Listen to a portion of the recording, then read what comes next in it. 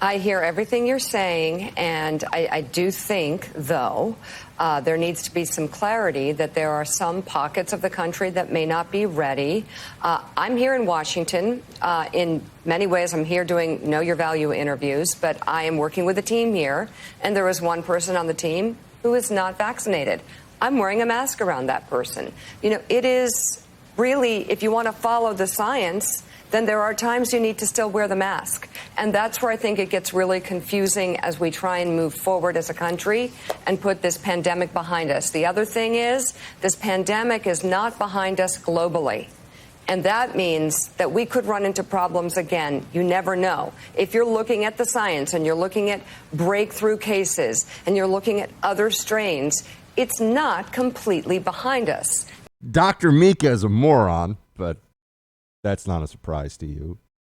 This is the problem, though. People get their news and information from people like Mika Brzezinski, who is essentially a model with a famous last name. That's really the basis, the origins of her credentials here. To talk about anything, never mind to talk about science. And this notion that there could be breakthrough. Okay, we've been through all this. No, enough. If she is vaccinated, as she clearly is, she's wearing a mask around one person that she knows who's not vaccinated. Does she understand what the statistical reality is here of being over 90% protected from infection yourself, and also this other person being at a viral load level and in close contact long enough to infect her? I mean, you're starting to just see how crazy folks have become over this. But they've been like this all along. They've been completely unreasonable. They didn't come down hard in the corporate press on Gavin Newsom when he shut down outdoor dining in California. They didn't come down hard on the left, the Democrats certainly, on Cuomo, the $5 million man, by the way. Governor Cuomo got a $5 million book deal. What do I mean by $5 million? Not $1 million, not $2 million, but $3 million. Oh, okay. No, $5 million, actually. $5 million. I thought it was initially $3 million. It's $5 million for a book that almost no one will read and no one cares about. But why do publishers do this? It's a great way to pay off the people running states like New York, which really matters. Where do you think most of the major publishers are based? New York City. Their offices are not far from where I'm doing this show right now. You can go see them. They have big midtown towers in Manhattan. And they have a way of funneling millions of dollars to a guy who was the worst when it came to the pandemic. Actually, Producer Mark, do we have, speaking of Morning Joe, now they're willing to say, oh, Cuomo was not so good after all. Play that. There's a lot of money, I mean, for a public servant. And I don't know that things have worked out quite so well. He's under an investigation right now on whether they cooked the books when it came to nursing home deaths.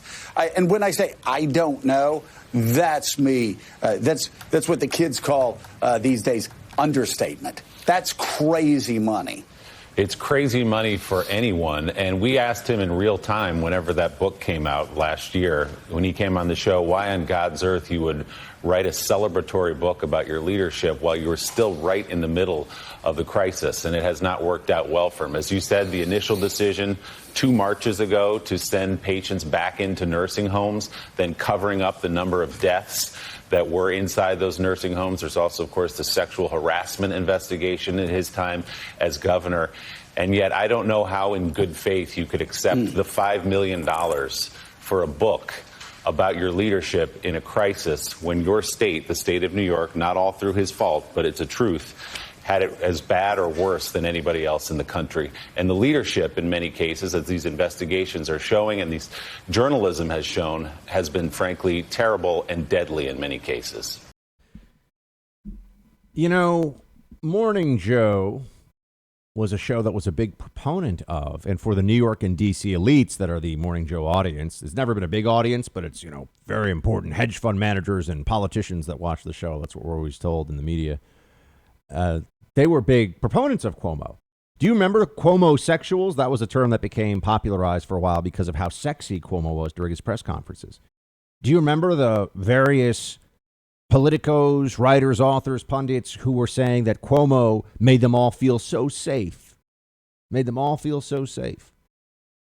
In the early days, before we knew anything about this, even I was thinking, well, he's not being overly political. I guess that's, a good thing. In the early days, when he was talking about the need for ventilators and the administration helping, but then he went political, and then we found out he lied, and we found out about the nursing home order. We found out about all the disasters.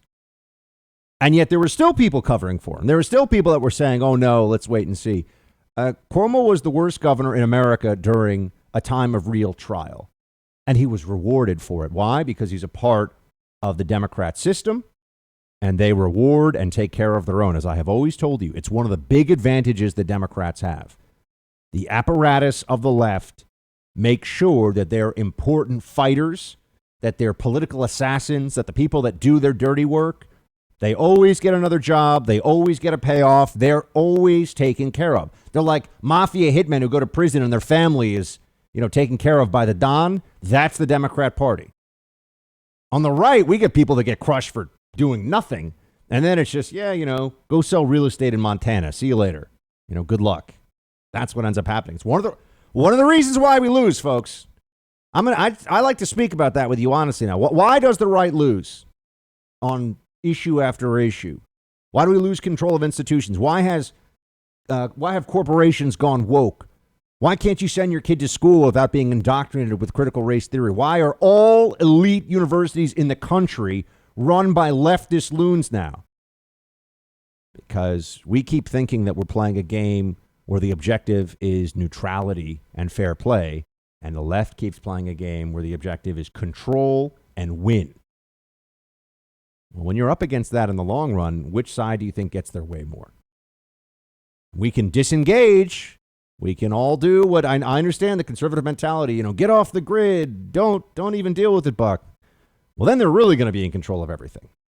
So we have to be honest about this. And we have to also see in what ways do we create an ecosystem for political victory by supporting people who are important to our cause.